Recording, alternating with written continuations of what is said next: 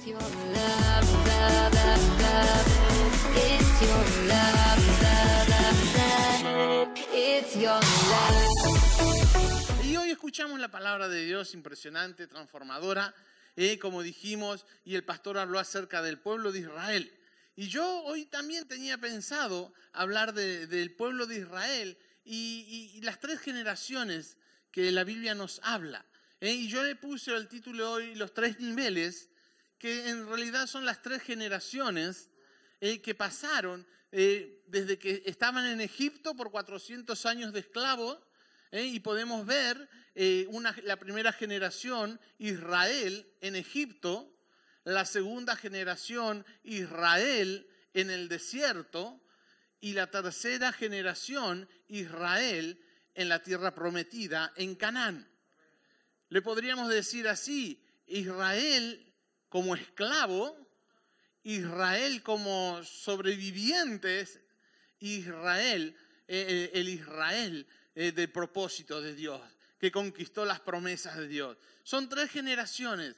Y el apóstol Pablo nos habla acerca de estas 3 generaciones y nos amonesta que nosotros hoy en día tenemos que tener mucho cuidado en nuestra manera de vivir, en nuestra manera de pensar, en nuestra manera de actuar, porque si nosotros repetimos los mismos patrones que estas 3 generaciones o estas 2 generaciones, Israel en el desierto, Israel en Egipto como esclavo, no vamos a ver la gloria de Dios manifestada como persona y como iglesia.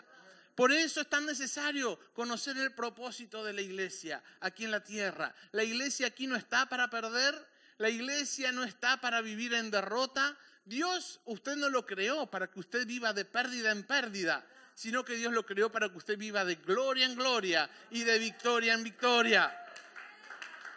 Por eso me encanta. La gloria de Dios no es estática ni cíclica. La gloria de Dios siempre va de poder en poder y de aumento en aumento. De esta misma forma, usted como iglesia tiene que ir de poder en poder y de aumento en aumento, porque estamos llenos de la gloria de Dios. Por eso cuando dice recibiréis, Jesús le dijo recibiréis poder cuando haya venido sobre vosotros el Espíritu Santo. Usted recibirá poder y nada, el enemigo va a venir, pero nada le podrá hacer frente. Usted va a ser una iglesia que avanza. Esta es una iglesia que avanza, una iglesia que conquista, una iglesia que transforma, una iglesia que posee. Este es el propósito de la iglesia. No de cerrar, de cambiar de local en local porque no se puede pagar. Alguno me dijo, escucha, no sé por qué nos enseñan diezmos, ofrendas, y Dios no necesita el dinero. Yo digo, sí que Dios no necesita el dinero, pero la iglesia necesita pagar la luz, necesita pagar el papel higiénico que tú gastas cuando vas al baño, necesita pagar la limpieza, necesitamos, es necesario. Por eso Dios, la otra vez yo le hablé y dijo, cuando enseñamos, Dios no nos pide solamente una cosa, Dios nos pide todo. Y cuando Él nos pide todo, es todo. No es un poquitito y esto es para mí. Un poquitito y te doy esto y esto me lo quedo yo. No, Él nos pide todo. Por eso es tan necesario cuando usted, como enseñaba mi esposa, cuando llega el tiempo de la ofrenda, usted ofrende. La ofrenda es un símbolo de honra a Dios. Cuando usted ofrenda, la cantidad que usted da, no lo vemos nadie, pero Dios sí lo está viendo y está el nivel de honra. Él ve el nivel de honra que usted le da cuando pasa la ofrenda. El diezmo es obediencia. Él lo estipuló y es obediencia. Entonces, cuando viene el diezmo y le enseñamos del diezmo, Dios no mira la cantidad, o sea, en el sentido que usted da. Él sabe lo que usted tiene que dar y usted sabe lo que tiene que dar. Ahora Él está viendo su corazón. ¿Con qué corazón? Lo entendió. Lo hace con obediencia. Quizás no lo entiende, pero obedece. Y Dios ahí bendice. Cuando hay honra y hay obediencia, Dios no tiene reparo en abrir las ventanas de los cielos. Por eso es necesario enseñar. Y a mí me encanta aprender. y ponerlo en práctica. El pastor decía el domingo pasado, como nos enseña la palabra, no sean oidores tan solamente, sino hacedores de aquello que practicamos. Y miren lo que dice. Vamos a ir, Cris, por favor, a 1 Corintios, capítulo 10. En el versículo 1 vamos a estar leyendo unos pasajes que el apóstol Pablo nos enseña y dice: porque no quiero, hermanos, que ignoréis que nuestros padres todos estuvieron bajo la nube y todos pasaron el mar. Y todos en Moisés fueron bautizados en la nube y en el mar. Y todos comieron el mismo alimento espiritual. Y todos bebieron la misma bebida espiritual, porque bebían de la roca espiritual que los seguía, y la roca era Cristo.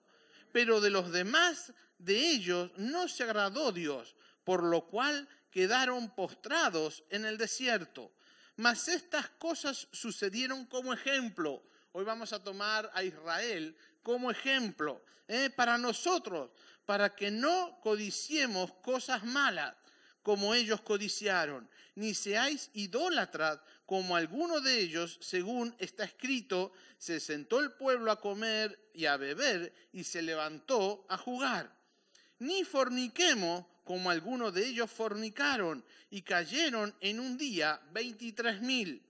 Ni tentemos al Señor, como también algunos de ellos le tentaron y perecieron por las serpientes. Ni murmuréis, como algunos de ellos murmuraron y perecieron al destructor. Y estas cosas les aconteció como ejemplo nuevamente, y están escritas para amonestarnos, llamarnos la atención a nosotros, a quienes han alcanzado los fines de los siglos. Amén. Aquí vemos que el apóstol Pablo nos amonesta y nos pone como ejemplo a Israel. Dice: no cometáis esto, ciertos errores. Y aquí vemos que, como dijimos, había 3 generaciones.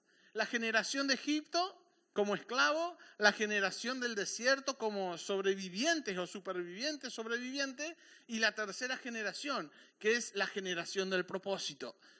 La generación, y dice que estas 3 generaciones, aunque podemos decir que vivieron en otro tiempo y en otro lugar, hoy en día muchas veces se repiten los mismos patrones en nuestra mentalidad, en nuestra manera de pensar y, cómo no, también en nuestra manera de vivir.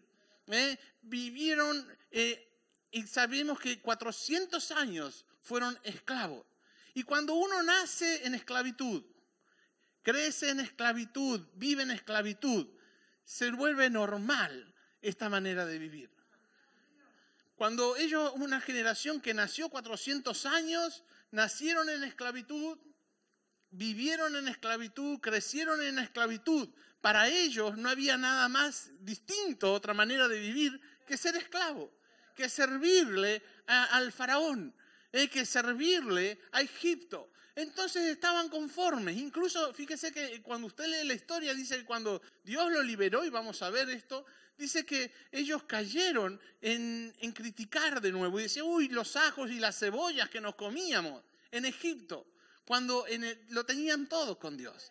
¿Me entiende? Era una mentalidad que se había acostumbrado a vivir en maltrato, a vivir subyugados, a vivir golpeados, pero para ellos era normal. Entonces podemos hablar que la primera generación era la generación de esclavos, de esclavitud, donde realmente sufrieron lo que no tenía escrito y se acostumbraron, se volvieron normal. Y muchas veces, a la hora de pasarlo a nuestra mentalidad, a nuestra forma de ver las cosas en nuestro presente, podemos decir que las personas, la generación de Egipto era una generación de esclavos. Y muchas veces en lo espiritual pasa lo mismo. Hay personas que viven en Egipto esclavizadas del pecado. El pecado los tiene esclavizados. No pueden ser libres. Y como nacieron en este sistema de pecaminoso, nacieron en el sistema de pecado, crecieron en el sistema de pecado, se desarrollaron en un sistema de pecado, lo ven lo más normal. Y puede ser que estés sentado aquí hoy en la mañana, escuchando la palabra de Dios, escuchando una palabra poderosa, pero sigas esclavizado del pecado. Sigas esclavo de las drogas, sigas esclavo de la pornografía, sigas esclavo de este mal carácter, esclavo de el desánimo, esclavo de esta vida doble, de venir a la iglesia, escuchar la palabra, salir y seguir siendo el mismo. Llegas a casa, cuando estás solo, practicas lo mismo. Eres una cosa aquí en la iglesia y eres otra cosa en tu casa. Eres una cosa en el grupo de conexión y eres otra cosa cuando estás a sola. Eres una cosa en el trabajo, pero eres otra cosa cuando estás con alguien de la iglesia. Esto es una vida de esclavitud. Una vida realmente atada, subyugada. Y como están acostumbrados a esto, no se dan cuenta. Quieren ser libres, pero esta vida todavía están enganchados. Quieren ser libres, pero les cuesta dejarlo. Ahora yo le voy a decir una cosa, que como Dios liberó al pueblo de Israel con mano poderosa, de manera sobrenatural, donde todo Egipto, todo el mundo, todos los enemigos, les quedó claro que era Dios quien los sacaba de la esclavitud y que era Dios quien los libraba. De la misma forma, Dios puede romper tus cadenas y hacerte libre de todo vicio, de toda atadura, de toda opresión, de toda cadena, de toda esclavitud, donde Faraón ya no va a mandar sobre su vida, sino que el Espíritu de Dios va a mandar. Por eso es tan necesario, recibiréis poder. Y el poder es fuego, y el fuego quema todo yugo de atadura, todo yugo de opresión, todo lo que el enemigo por años lo estuvo esclavizando, lo estuvo torturando, lo estuvo subyugando. En esta mañana Dios quiere hacerle libre y que salga de este mundo, de este sistema faraónico de esclavitud, y que usted pueda ir y adorar al Señor, levantar las manos y decir: Señor, gracias, porque en ti soy nueva criatura. En esta mañana vamos a hacer una declaración: Señor, gracias, porque tú me haces libre. Rompo con todo espíritu de esclavitud, todo espíritu que me ha tenido hasta ahora, y yo me declaro una nueva criatura, nueva forma de pensar. No, Faraón ya no me ata, el pasado no me ata, la esclavitud ya no me ata. Soy libre para servir al Señor, soy libre para adorar al Rey de Reyes y Señor de Señores. Aleluya, denle un fuerte aplauso al Señor. Aleluya, qué bueno. Segunda mentalidad, la mentalidad de sobreviviente. Esta generación era la misma que salió del desierto, pero vemos que en el desierto, por su manera de actuar, ellos salieron de Egipto al desierto, pero Egipto no había salido de su manera de pensar. Seguían atados al pasado. Seguían atados a las viejas costumbres. Dios le había hecho libre, los liberó con mano poderosa. El enemigo ni se atrevió casi a tocarlos. Dice que tenían miedo y los respetaban, porque era una generación súper, mega, archi bendecida, la generación del desierto. Vieron la mano de Dios. En el día dice que una nube se le aparecía y los cubría del calor del sol, y era la presencia de Dios. Una nube a donde ellos iban, dice que incluso los guiaba. Iba la nube y ellos tenían que ir debajo. Ellos tenían que seguir la nube. De noche hacía frío y dice que la presencia de Dios se presentaba en columna de fuego y estaba ahí presente delante de ellos. Se calentaban alrededor de la columna de la presencia de Dios. Era una generación bendecida total. No tenían que trabajar, no tenían que sembrar, no tenían que cosechar. Dios le mandaba el maná fresco todos los días. Hacía falta carne, tenían carne.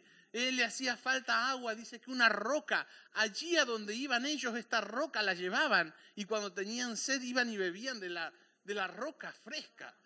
Era impresionante la bendición. Es una de las generaciones más bendecidas que vemos en la Biblia. Usted sabe que la ropa dice que durante 40 años no se desgastó. Parecía la ropa de la abuela Ramona. Parecía la ropa de mi madre. Mamá, si me escuchas te quiero. No, después me llama y me dice, escucha, ¿qué dijiste? ¿Usted conoce un par de zapatos que durante 40 años, a medida que le crece el pie, el zapato iba creciendo y nunca se desgastaba? Si conoce alguno, dígame la marca que yo me lo compro. Pero ellos era así. Dios estaba con ellos. Incluso dice que Dios le hizo poner en los enemigos miedo en el corazón. Y estaban súper protegidos. Ningún enemigo se animaba a acercarse y tocarlo porque sabía que el castigo de Dios iba a caer. Lo tenían todo. Ahora, usted puede tenerlo todo y estar súper bendecido. Y esto apúntelo. Puedo estar con todas las bendiciones de Dios, pero no puedo estar en el propósito de Dios. Porque esta generación tenía las bendiciones de Dios, tenía el respaldo de Dios, iba con la presencia de Dios, Dios iba con ellos a todos lados, pero no era el propósito de Dios que ellos estuvieran en el desierto. Para ellos tenía provisión ir a la tierra la prometida, era Canaán el propósito de Dios. Pero ellos se acostumbraron y dice que no entraron por ciertos pecados que ellos cometieron. No fue Faraón el que no hizo que entraran a la tierra prometida, no fue Egipto, no fue los enemigos, no fue Satanás, fue su propia manera de pensar. Por eso el apóstol en Romanos 12 dice, si no cambias tu manera de pensar, vas a estar repitiendo los mismos patrones. Ahora, si quieres cambiar tu manera de pensar, y tu manera de vivir, va a tener que empezar a cambiar tu manera de pensar. Romanos 12:2. Y aquí el apóstol nos dice en el versículo 6, vemos que hay pecados que ellos cometieron. Y dice, y con esto os amonesto, para que nosotros no cometamos los mismos errores. Y en el 6 dice que, en el versículo 6, dice, estas cosas sucedieron porque ellos codiciaron. La codicia es un pecado. Cuando usted está bendecido por Dios, pero usted se pasa mirando el coche del hermano, se pasa mirando la casa del vecino, se pasa mirando la mujer de quien sea, la mía espero que no. Yo ya la miro bien, no se preocupe. Pero se pasa mirando, codiciando. Ellos dicen que tenían un corazón que codiciaba. Estuvieron en Egipto, ¡ay! Aquellos comen cebollas, nosotros no comemos cebolla. Aquellos tienen sus dioses tremendos y codiciaban y querían un Dios para verlo. Y tenían el Dios vivo más poderoso. Pero ellos, su mente, como dijimos, Egipto no había salido y tenían en su mente esos dioses labrados, idolatría. Y aquí vemos que otro de los pecados, en el 7 dice, no seáis idólatras. Ellos pensaban en los dioses ajenos, teniendo el Dios vivo, el Dios poderoso. Dice, no, pero queremos un Dios para adorarlo. Y dice, si aquí me tenéis a mí. Y de vez en cuando se escapaban y hacían sus ídolos. Y siendo que Dios les dijo que no adoraran imágenes, ellos vivían en la idolatría. En el 8 dice que fornicaron. Algunos fornicaron. En el 9 dice que algunos de ellos tentaron a Dios. Tentaron a Dios. En el 10 dice que murmuraron contra Dios. Y a veces, iglesia, esta iglesia y usted no puede ser bendecida mientras hay murmuración. Murmuración, crítica. Dios te lo da todo. Dios te da un trabajo, Dios te da una familia, Dios te da una iglesia, Dios te da unos pastores hermosos con revelación para crecer. Y dice, no, pero es que no le enseñan como enseñaban otros.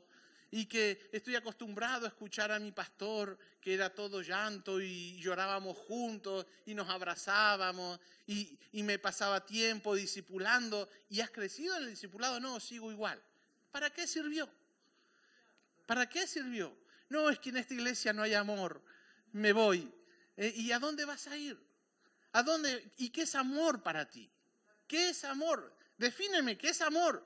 Si amor es que te pasen la mano de acuerdo a tu pelito así, eso no es amor, eso es inmadurez. Inmadurez.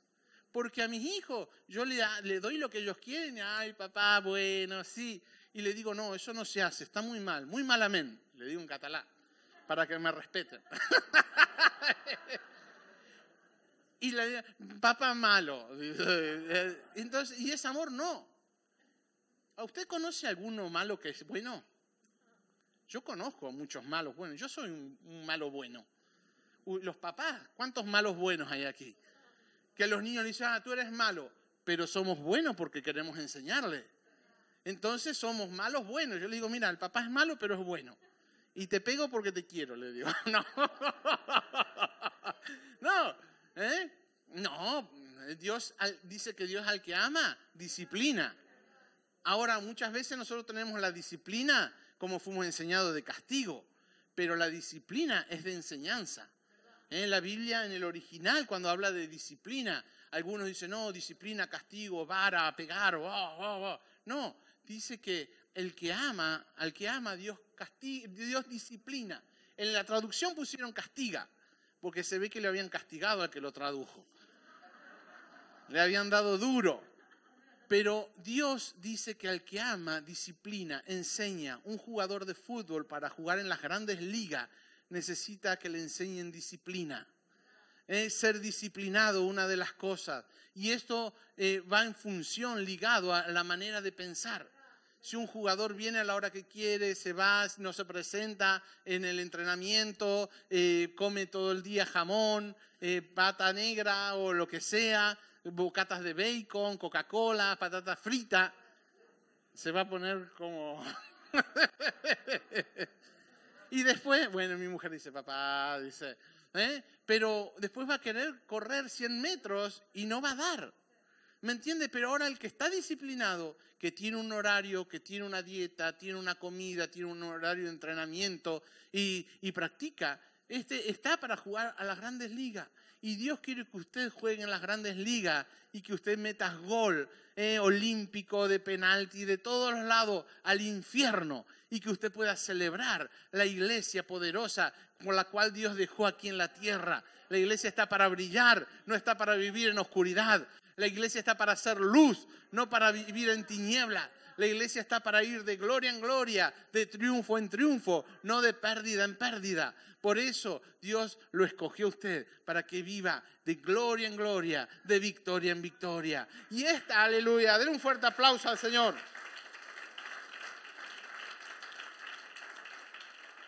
Y esta segunda generación era una generación que le daba igual todo. O sea, si Dios los bendecía, le daban lo que ellos querían, lo alababan. Si Dios no le daba lo que ellos querían, empezaban a hablar mal de Dios. Se enfadaban, lo empezaban a criticar. Si Dios le concedía o le respondía a sus oraciones, venían a la iglesia. Si no les salía el trabajo que ellos querían, dejaban de leer la Biblia. Y era una generación de doble ánimo. Una generación que estaban, pero no estaban. Venían, levantaban las manos, cuando Dios les decía algo se enfadaban y se iban y decían, ahora ya no vengo más. No, Dios no es un Dios de amor. Pero esta generación no logró entrar a la tierra prometida.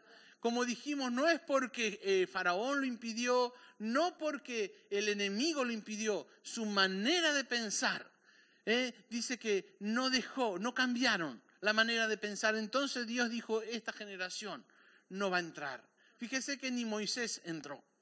Y toda la generación dice que 23.000 en una ocasión perecieron. Y esto no es porque el enemigo haya hecho algo. Ellos no cambiaron su manera de pensar. Y mientras nosotros no cambiemos nuestra manera de pensar y vivamos en codicias, en idolatría. ¿Y qué es idolatría, Joel? Es aquello que se pone por encima de Dios. Aquello que usted lo ata. Y hoy el pastor hablaba y mi esposa también y me venía. Uno se vuelve esclavo de aquello que no puede dar. Aquello que no puede dejar te vuelves esclavo. Y esta generación vivía esclavo. No podía dejar Egipto de su cabeza. Entonces estaban en el desierto. Eran hombres y mujeres de propósito, pero vivían todavía en Egipto. Vivían pensando lo que comían, cómo dormían, los dioses que tenían, cómo estaban en el pasado. Y mientras tanto Dios dijo, esto no puede ser. Esto no puede ser. La segunda generación fue una generación que murió en el desierto. Y esta iglesia no tiene que ser una iglesia que muera en el desierto, sino que salga del desierto. Y ahora vamos a estar hablando de la tercera generación, que esta es la generación que está aquí presente. Una generación de conquista, una generación de avance, una generación esforzada, una generación valiente. Diga presente. Esta es la iglesia que el Señor busca. Por eso somos una iglesia con visión de crecimiento, con visión de avance, con visión de alcance, con visión de que esto se quede pequeño, con visión de ir a más, de alcanzar a nuestros parientes, de alcanzar a nuestros vecinos, de alcanzar nuestro barrio, nuestro bloque de edificio. Es una generación que no se conforma con las bendiciones del desierto, sino que sabemos que hay propósito, plan. Y esta generación es una generación esforzada y valiente. Por eso Josué capítulo 1 es la generación que conquista. Cuando usted lee el libro de Josué, a partir del capítulo 1, esta es la tercera generación. La demás generación tuvo que morir, hasta el más viejo murió. Dice, esto no puede ser, la mentalidad vieja va a abortar en la nueva etapa. Y entonces dice que Dios hizo que todos murieran. Ahora los que conquistaron, lo que iban a entrar, era una nueva generación con una mentalidad distinta. Ahora sabía esta generación que todas estas bendiciones que tenían en el desierto, el día que entraron a la tierra prometida, se iban a acabar. Porque fue así. Nada más entraron a la tierra prometida, la nube desapareció, la columna de fuego desapareció, dejó de caer el maná, la ropa se le empezó a deteriorar y dice, uy, ¿qué le pasó a esto? ¿Qué le pasó? El zapato dice, uy, ya me queda pequeño, se me están despegando. Caminaban y así. Así. Y dice, ¿qué pasó? Y esta generación era una generación que si quería comer tenía que sembrar y tenía que cosechar. Dios prometió estar con ellos. Dice, como estuve con Moisés, voy a estar con vosotros. Yo estaré con vosotros, pero vosotros vais a tener que ser esforzados y valientes. Vais a tener que ser esforzados y valientes. Esta generación sabía que si tenía que buscar agua, tenía que ir al pozo a buscar agua. Ya no estaba la roca. La roca se secó de repente. Todo cambió. Pero porque todo haya cambiado, no dejó de ser una generación de propósito. Porque Dios le dijo, esta es una tierra donde fluye leche y miel. ¿Qué quiere decir esto? Una tierra de prosperidad, una tierra de bendición, una tierra aunque vosotros tendréis que trabajar para obtener, pero yo voy a estar con vosotros y yo voy a bendecirlo. Yo también voy a ser vuestro protector. Ahora, si quieren conquistar, van a tener que pelear. Hasta ahora no pelearon. Ahí hay un versículo en Éxodo capítulo 13 que dice que Dios, desde Egipto a la tierra prometida, era cerca. Pero esta generación tenía miedo de pelear, tenía miedo a la guerra. Y dice que Dios le hizo dar una vuelta que se hizo mucho más larga de lo que era. ¿Por qué? Porque la generación de Egipto, la generación del desierto, era una generación que no quería pelear. Le tenía miedo. Pero esta nueva generación dice que Dios le dijo, esfuérzate, sé valiente. Como estuve con Moisés, voy a estar con vosotros. Si queréis conquistar, vais a tener que entrenaros y pelear. Y de esta misma manera, Dios nos dice, si quieren conquistar Balaguer, si quieren conquistar Lérida, Tárrega, Artesa, Trem, Agramunt, Barcelona, allí donde están, van a tener que hacerle frente. No tendrán que ser cobardes, no tendrán que tener miedo, no tendrán que dejarse dejarse amedrentar por el enemigo. Yo estoy con vosotros. Y como estuve con Moisés, yo voy a estar con vosotros. Y hoy nos dice el Señor, como estuve con Moisés, estuve con Josué, yo estoy con vosotros. Nosotros somos una generación de conquista, iglesia. Una generación donde llegamos, alcanzamos, poseemos y adquirimos las posesiones. Esta es la generación del propósito. Dígale a su hermano, tú y yo somos la generación del propósito. No te conformes con Egipto, no te conformes con el desierto. Confórmate con lo que Dios tiene preparado. El sueño de Dios para tu vida, tu familia, tu casa, tu empresa, tu trabajo. No vivas como las otras generaciones que vivían criticando, se ofendían, empezaban a hablar mal, se enfadaban contra Dios. Nosotros somos una generación que no tiene tiempo de enfadarse, porque estamos pensando en conquista. Estamos pensando en ganar, estamos pensando en traer a alguien, y más que Dios, no está nadie más, o sea, con la intención de que este negocio resulte. Dios quiere, por eso el reino de Dios es un negocio. Cuando Jesús, ¿se acuerdan que se perdió en la sinagoga? Y le preguntaron, ¿dónde estaba? Y dice, en los negocios de mi Padre es necesario estar. Porque Jesús entendía que los negocios del reino, los negocios del Padre, dan intereses al 100%. Dan intereses. Y ¿sabes qué? Estos días ya vamos a estar terminando. Estos días estábamos hablando con un grupo y hoy incluso tocamos algunos puntos acerca de interés e inversión. Interés e inversión. Entonces, tenemos que tener cuidado muchas veces cuando nosotros con qué interés trabajamos para el reino. Cuando hacemos algo, ¿por qué lo hacemos? ¿Cómo lo hacemos? ¿De acuerdo a qué intención lo hacemos? Porque realmente si tú tienes interés en el reino, Dios también tiene interés con usted. Porque no invertimos o no nos interesa aquello que no hemos invertido. Y hay personas que me doy cuenta que no les interesa a la iglesia si crece, si no crece, si prospera o no prospera, si vino alguien o no vino alguien nuevo, si invito o no invito. Y es porque no tiene ninguna inversión en el reino. ¿Alguno de aquí está preocupado porque la marca Apple cierre y vaya a la quiebra? Yo no estoy preocupado. Que Samsung cierre y que se vaya a la quiebra, no. ¿Por qué? Porque no somos inversores, sino somos consumidores. Y cuando somos solamente consumidores, venimos, escuchamos y nos vamos. Y todo sigue igual. Pero cuando tú eres inversor, tú estás interesado de que la empresa crezca, que la empresa se expanda, que la empresa cree nuevas sucursales. De la misma forma, cuando vienes y escuchas y te vas y sigues haciendo lo mismo, quiere decir que no tienes interés en el reino. Pero cuando nosotros tenemos interés como iglesia, que la iglesia crezca, que la iglesia se expanda, que la iglesia prospere, que la iglesia se quede pequeño, que el reino de Dios crezca y crezca. El primer inversionista y está interesado es Dios, porque dio lo más valioso que tenía. Él no dio un ángel, Él no dio un arcángel, Él dio su único hijo en rescate de nosotros. Por eso Él está interesado de que esto crezca. Y cuando veo personas que no se preocupan, digo, es que no tiene ninguna inversión en el reino. Solamente es un consumidor. Escucha, consume y se va. Escucha, consume y se va. Pero cuando la mentalidad nos cambia y en vez de ser un consumidor se vuelve un inversor del reino.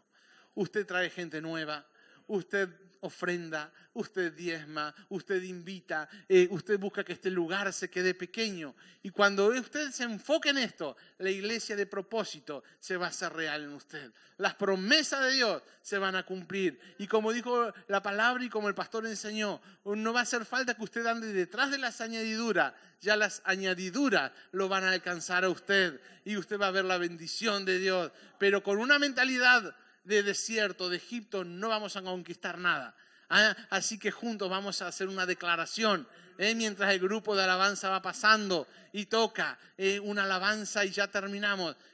Diga conmigo, en esta mañana yo rompo con toda mentalidad de esclavitud, con toda mentalidad de idolatría, de queja, de crítica, con toda mentalidad de no se puede. En esta mañana mi mente es renovada de acuerdo a la palabra de Dios. Mi mente es renovada y mi mente piensa como Cristo piensa. Hago de mi mente la mente de Dios. Hablo la palabra, creo la palabra. Si Dios lo dijo, yo lo creo. Si Dios lo dijo, yo lo creo. Yo tomé esta decisión de creerle a Dios. Yo le dije, si lo que tú dices aquí es verdad, yo lo voy a creer. Y en el mismo momento yo le creo a Dios desde Génesis hasta los mapas le creo. Hasta los mapas que me salen en la última página. La última página en esta Biblia son mapas. Y yo le dije, Señor, si tú es verdad, desde Génesis hasta los mapas yo lo voy a creer. Y decidí creer la palabra de Dios. Y la palabra funciona. Y si me funciona a mí, funcionó a tantas personas, le va a funcionar a usted también. Por eso vamos a ponernos de pie. Cantamos esta alabanza y creyendo que si Dios lo dijo, yo lo creo y Él lo va a hacer. Aleluya. Levanto mis manos, aunque no tenga fuerza. Levanto mis manos, aunque tenga 1000 problemas. Cuando levanto mis manos, comienzo a sentir una unción que me hace cantar. Cuando levanto mis manos, comienzo a sentir el fuego. Cuando levanto mis manos, mis cargas se van. Nuevas fuerzas tú me das. Todo esto es posible. Todo esto es posible. Cuando levanto mis manos. Gracias Señor, te damos en esta mañana, Señor, levantamos nuestras manos, Señor. Gracias, Señor, porque tú tienes cosas grandes para esta iglesia. Gracias porque tú tienes cosas poderosas, Señor. Tienes propósito, tienes visión con cada uno de mis hermanos, Señor.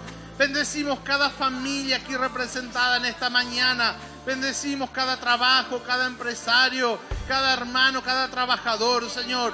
Tú abres las puertas, las bendiciones de los cielos, Señor, sobre cada uno, Señor. Y si alguien esta mañana vino cansado, en esta mañana levantamos las manos y como dice tu palabra, diga al débil, fuerte soy. Si vino alguien enfermo, sale sano por este lugar, Señor.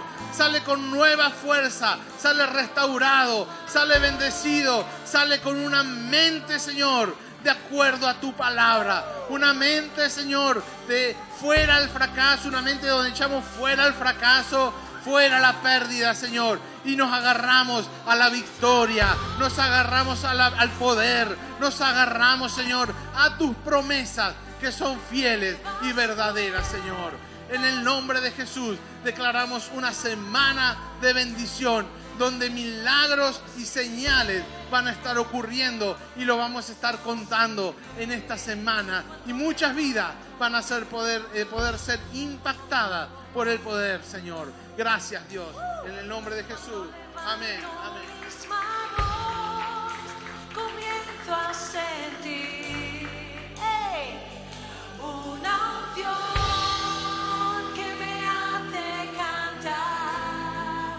Cuando levanto mis manos comienzo a sentir